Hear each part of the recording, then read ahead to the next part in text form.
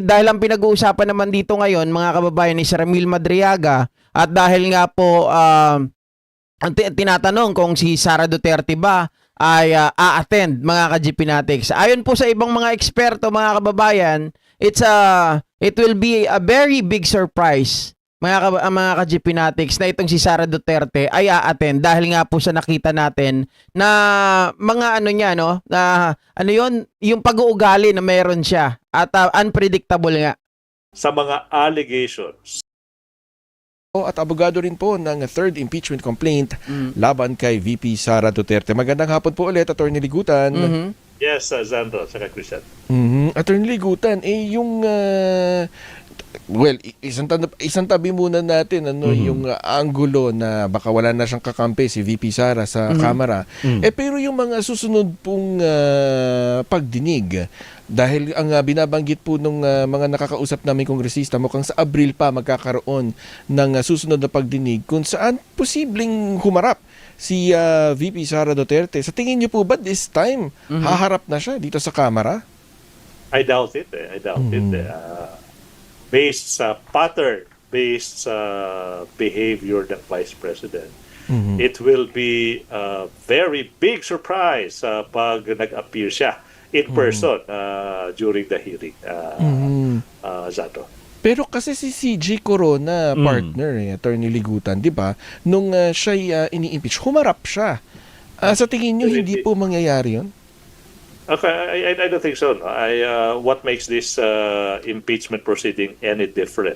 Pero yung sagot siguro, yung tanong siguro, could she participate? No? Kasi nga, okay, so yung proceeding kasi sa Committee on Justice, hindi naman gaya ng sa korte yan na po pwedeng mag-participate yung mga abogado, for example. No? Kaya naging issue yan sa mga previous impeachment attempts, yung kay former Chief Justice Sereno. Naalala ko yun may footage yun na andun yung mga abogado niya. Pero hindi pinagsalita, hindi pinag-participate ng Committee on Justice. Kasi nga in keeping yan sa rules Kaya supposedly, yung magtatanong, tsaka yung magkakandak ng any examination, supposedly yung members lamang. Correct. Ang malaking katanungan doon talaga kung makikipag-participate ba si Sara Duterte. Kasi, mga kababayan, dyan sa pagdinig na yan, hindi pwedeng magsalita ang abogado niya para sa kanya.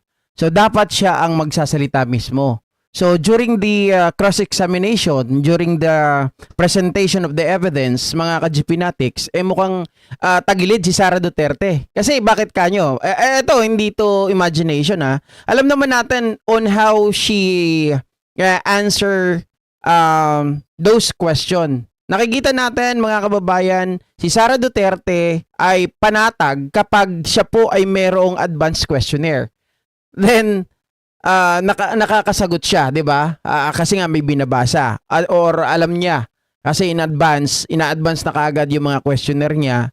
So alam niya na yung isasagot niya. Although kahit na alam niya na, mga kababayan, the way ito ay magbasa, parang walang kalatoy-latoy, 'di ba?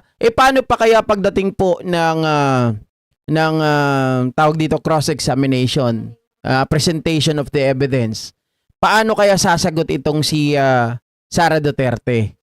Medyo maganda bulol-bulol kaya ito, mga kababayan, maganda lito-lito, or dadaanin na naman tayo sa isang eksena na gagalit-galitan, pasigaw-sigaw at babanat po, mga kababayan, ng ad hominem na imbis na sagutin ang katanungan ay sasagot ito, mga kababayan, ng pagbabanta at magkukwento laban dun sa mga nagtatanong sa kanya.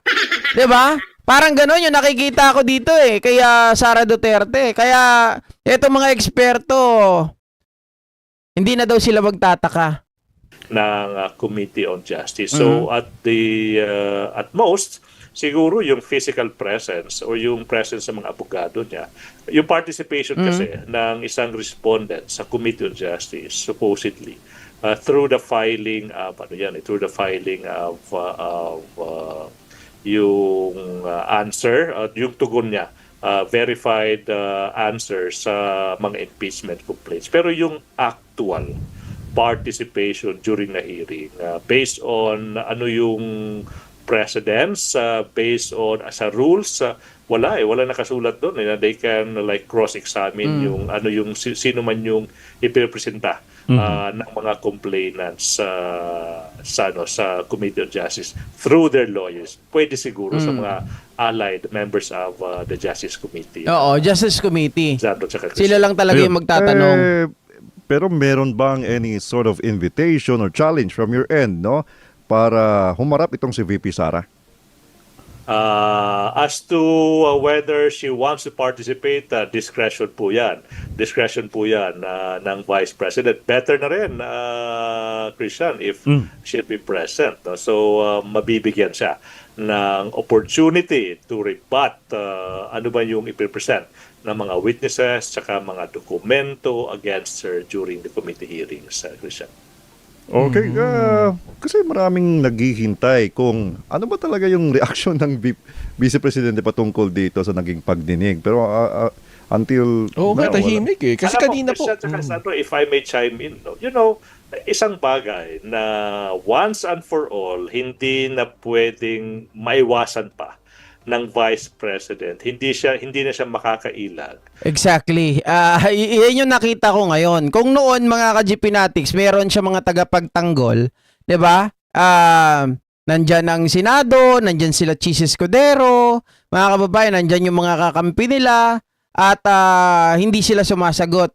Ngayon, wala na silang pagkakataon para umiwas. Dahil nga nakita na natin, lumagpas na-determine na kung may sufficient yung form, sufficient yung substance. Nandun na tayo sa evidentiary stage, mga ka-GP Natics, na kung saan po maglalatag na ng mga ebidensya, ipapatawag na itong si VP Sara Duterte. Well, discretion kung siya po ay makikipag-participate. But then again, mga ka-GP Natics, kapag siya po ay tumanggi, ayon kay Jinky Luistro, ito ay nangangahulugan, mga kababayan, na parang wini-wave niya na yung karapatan niya na sagutin yung mga aligasyon laban sa kanya. Okay? Yung pag-respond once and for all sa mga allegations niya. Isa itong bagay eh. We have been waiting for this for more than a year na. Exactly. Once and for all, obligado na po yung Vice President to put into writing tsaka under oath yung mga sagot niya sa mga allegations sa impeachment complaints. Kasi Yan yung kaibahan. Yan yung kaibahan. Kailangan na i-put into writing na under oath, mga ka-GP Natics. Hindi na pwede yung ginagawa niya nung nakaraan, di ba? Tinatablan niya, binabastos niya. Instead na siya yung tanongin at sumagot, siya po yung nagtatanong. never pang sumagot yung Vice President on the merits sa mga reklamo against her. Okay, isang bagay na for me napaka-significant yung pagsiserve ng notice kanina ng Committee on Justice, nakasulat doon, non-extendable. 10 days. Once and for all, yun yung challenge to the Vice President na isulat tsaka under oath yung mga sagot niya, paano niya ginamit yung 125 million in 11 days, but Mary Grace Piatos yung ginamit ng mga pangalan, but according to the PSA, itong mga taong to do not exist, but may mga pirma, isang pirma pero for different persons. This is it, mga kababayan. This is the opportunity na once and for all malalaman natin paano ba lulusutan kung kaya man ng Vice President yung mga allegations. We have to wait for 10 days, Christian at Sandro, for that. Kahit walang reaksyon, Attorney Amando, no? Pero doon sa argumento na ginamit ni Congressman Suntay ay nagbibiro lamang daw itong pagbabanta na ginawa ni VP Sara against the President. Kayo po bilang abogado ng impeachment complaint, ano pong take nyo dito? No, parang nice try, Congressman Suntay. Nice try. Alam mo, yung sumagot doon talagang with all due respect, parang sampal sa mukha na nagsabi niyan. Yung manifestation ni Congresswoman Digamo. si Congresswoman Digamo, nagsalita siya. I was Grabe there. talaga yun, mga kababayan. Parang sinampal sa pagmumukha doon si Suntay. Maliwanag na maliwanag yung pahayag ni Congresswoman Digamo na yung conditional threat ay hindi natin pwedeng baliwalain. Kasi ito ay magre-resulta, mga kababayan, ng casualty. Lalong-lalo na she take it from her own experience na nangyari talaga. Well, in fact, nung March 4, sabi niya ganun, ay third anniversary ng pagkamatay ng aking asawa. Talagang alam mo, Zado tsaka Christian, tahimik yung tipo, yung buong Committee on Justice. Napakatahimik. Nang sinabi, recount ni Congresswoman Digamo na nagsimula yung threats against sa buhay ng yumaong husband niya. Nagsimula yun sa mga conditional threats na wag mong gagawin yan, kundi ito yung mangyayari sa'yo. And then sinabi niya, nagsimula sa conditional threats yung kinahantungan, yung pagkakapatay ng asawa, ng husband niya. So sabi niya, yung conditional threats na yan, conditional or whatever, they are the same thing. Yung epekto, same thing according to Congresswoman Digamo. Kaya nga tahimik yung buong Justice Committee sa pagkakasabi ni Congresswoman Digamo. Tsaka isa pa, no? Nagdudulot din kasi ito ng fear, mga ka-GPnatics. At syempre yung stability ng utak mo ay parang gano'n na, magiging unstable dahil nga lagi kang mag-iisip, baka mamaya everywhere na pupuntahan mo, 'di ba? Every time na aalis ka sa bahay mo, meron kang pupuntahan ganito, lagi kang parang malikot yung mga mata mo, malikot yung isipan mo na merong gagawa sa ng hindi maganda, 'di ba? Nagbibigay ng takot o fear sa isang pamilya. Lalong-lalo na hindi lang sa sa pamilya mo. Alam mo, pag obvious na impeachable naman yung ginawa, may mga yan, may mga abogado din yung Vice President. So, yung mga script na sinusunod ng mga supporters ng Vice President, sinasabi nila, ano naman, conditional naman, contingent, pag may nangyari. But that's beside the point That's beside the point, Christian. The fact na ikaw yung Vice President, the fact na nakipagkontrata ka sa isang assassin to kill not just any person. Nasaan daw yung kontrata, attorney? Sabi ni Congressman Bog Suntay, kailangan daw may ipakitang kontrata yung killer. Walang hiya talaga mga ka-GPnatics. Biruin mo, killer. Tapos magkakaroon ng pirmahan black and white na kontrata. Diyos ko, saan ka nakakita ng ganun? No less verbal lang yun. Yung Pangulo, yung First Lady, yung former Speaker of the House, the fact na nakipagkontrata ka na sa isang assassin. Yung tanong, sino ba yung isang assassin? Yung isang assassin, isang tao yan na yung gawain pumatay ng tao. Pumatay lang ng tao. Hindi ba bawal yan?